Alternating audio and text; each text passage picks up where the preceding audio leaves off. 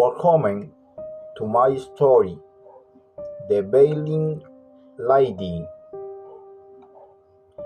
That night you walking along down and dark spring when I saw a woman dressed like moving slowly toward my chair, how calm and silent, and for a moment and saw she just another person, but young. The string house almost empty, and the light came from and the one string lamps. The union won't move the trees, and the sound on dry leaf made the place feel colder and lonelier.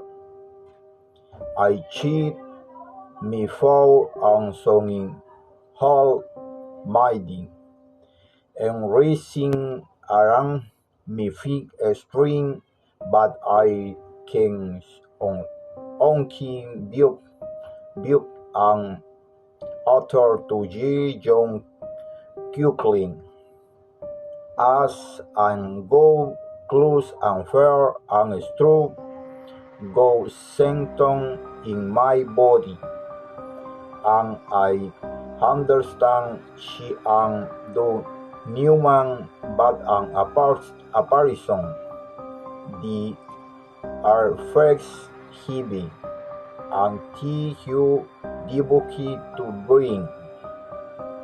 I noticed your feet out of making any sound, and your movements loose unnatural, and started to feel very stable, and my heart was beating fast. The string light began to fever, and the standard, and around you as loud string. She stood in front of me and scoffed and uncovered your face. I could not move my body, and the darkness and so a terrified scorn your empathy as to soon die sting on me. My life used him and my died for cures and another to a street, but I could not more any you. At that moment I endorsed the deception, the burning lady pretension to be beautiful, to appear people before shown the rich face. I remember hearing a story about you. I view younger. Many people sell in on home and legend, but now I knew you use real. When tour around you and standard running and fair like something would follow me my sister, something very light in the starlight and the night. I was running. I felt some present behind me and your for Houston.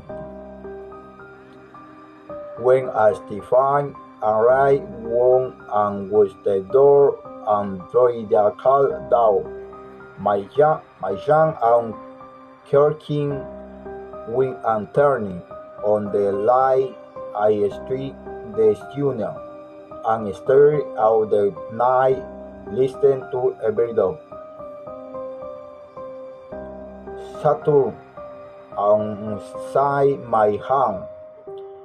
Even now I still feel afraid one and alone at night.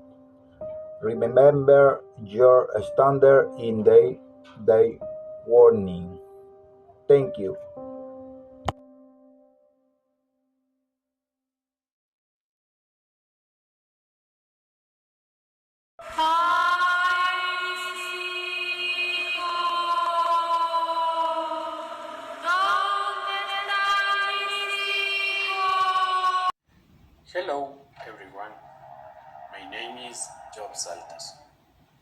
am a third semester tourist student at Universidad Estatal Amazónica. Today, I would like to welcome you to a presentation about a famous Latin American legend, the Viking woman.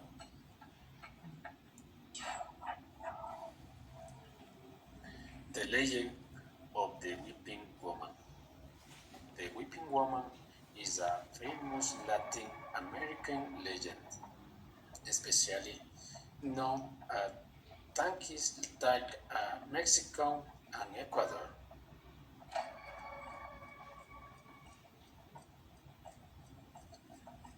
Her name means the weeping woman.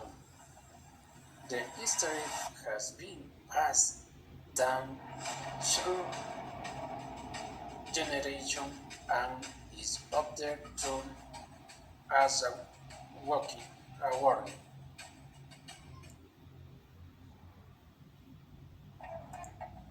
According to the legend, the wicked woman was a beautiful woman who lived never delivered with her children. She went a lover with a now gallbladder abandoned her, leaving her heartbroken and full of sadness.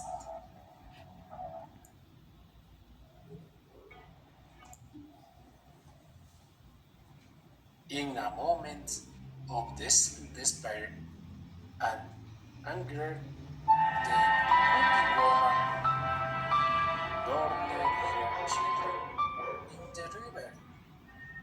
When she realized what the sad done, she was overwhelmed with grief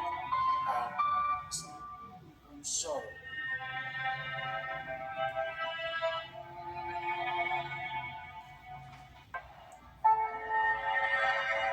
After her death, the weeping woman spirit was crossed to wander near rivers and lakes.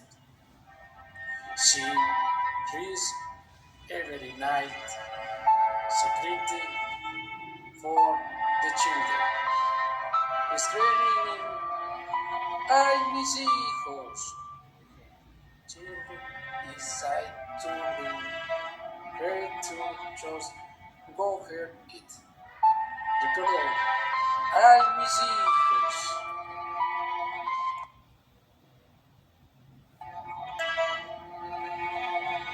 The legend of the wicked woman teaches lesson about love, responsibility, and the consequence of action. Today, it remains an important part of Latin American culture and folklore. The wicked woman. Thanks.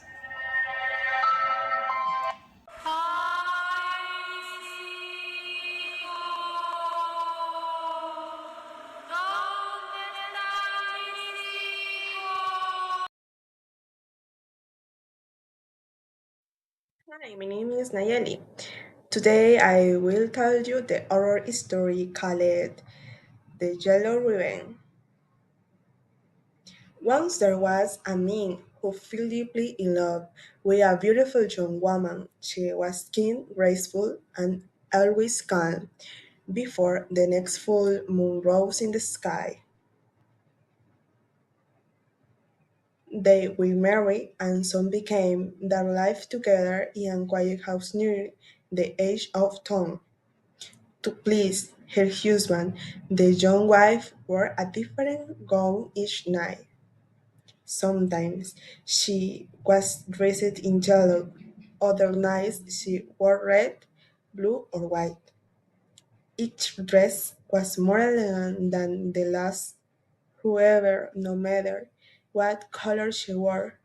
There was one thing. that never changed.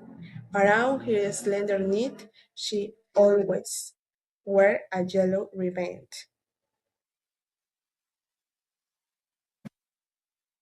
She wore the ribbon during the day and at night.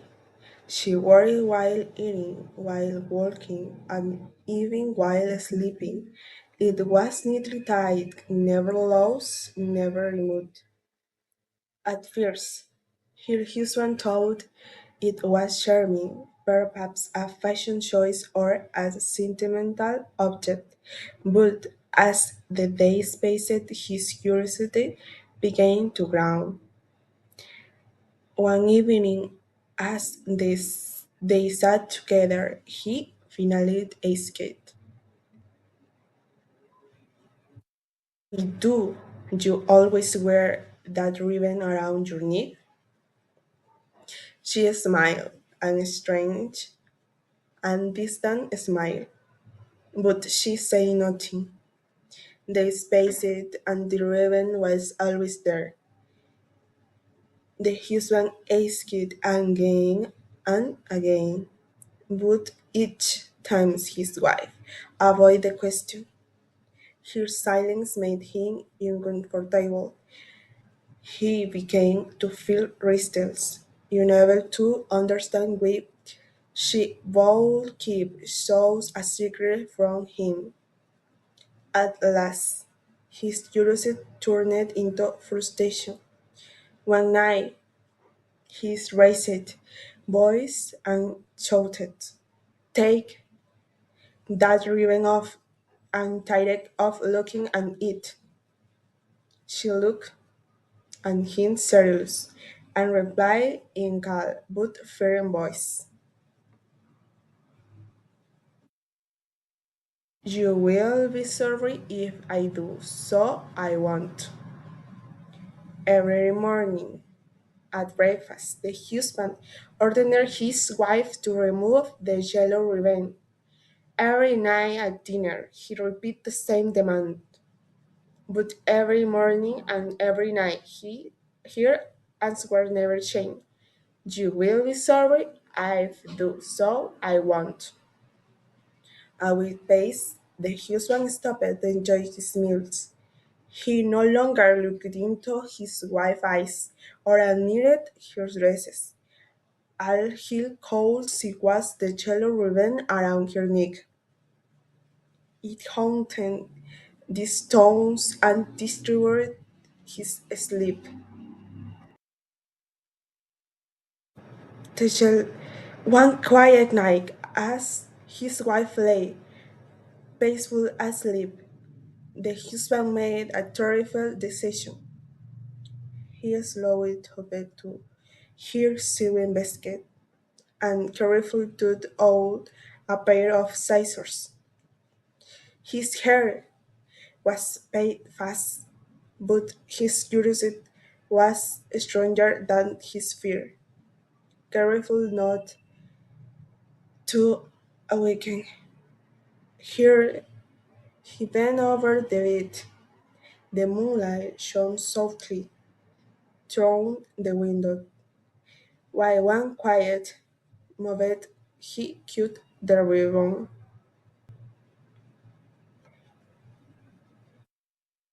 Snip went the scissors, and the yellow ribbon fell to the floor, and then a snap of came. Her head rolled across the floor in the pale moonlight. As he cried out in horror, a soft voice echoed through the room. Voluntarily, she said, "I told you you'd be sorry."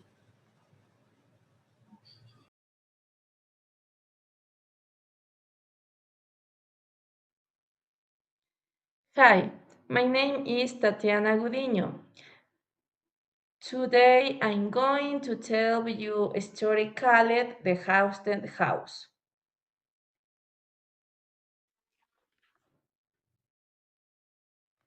Once upon a time, on the orchid of a small town, there was an old house known as the Hausted House.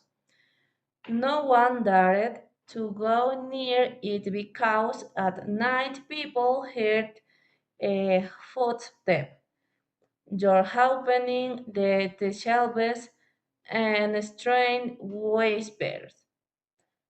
One October afternoon, three friends, Lucia, Mateo, and Andres, decided to go inside. They wanted to prove that ghosts were not real. When they arrived, the house was surrounded by three trees. The front door was half open and creaked when they pushed it. They walked in slowly. The wooden floor creaked under their feet. Furniture was covered in dust, and cobwebs filled every corner. Suddenly, a door slammed shut. Bang! All three screamed. They tried to leave, but the front door wouldn't open. Then they heard footsteps upstairs, slow, heavy.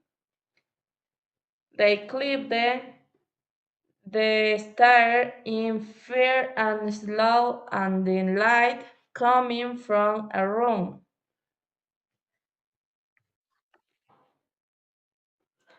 Mateo pushed the door open. Inside, there was an old mirror, and in front of it, a shadow. The shadow began to move until it took the shape of an old man. I have waited for a long time, he said sadly. The children were frozen. I don't want to hurt you. I only want someone to hear my story. The ghost told them he had lived one alone and did without family. Since then, his spirit had remained there, trapped in long lanes.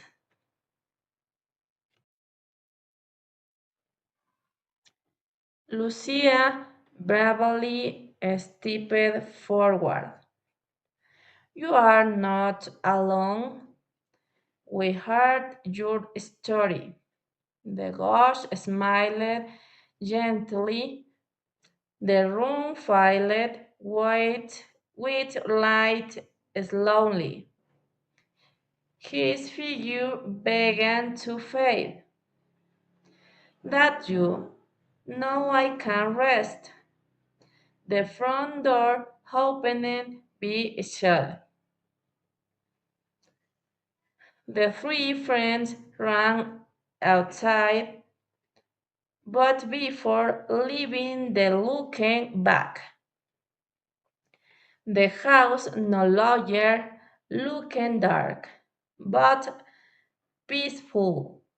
From that night on, no one heard noises again. The haunted house was finally no longer haunted.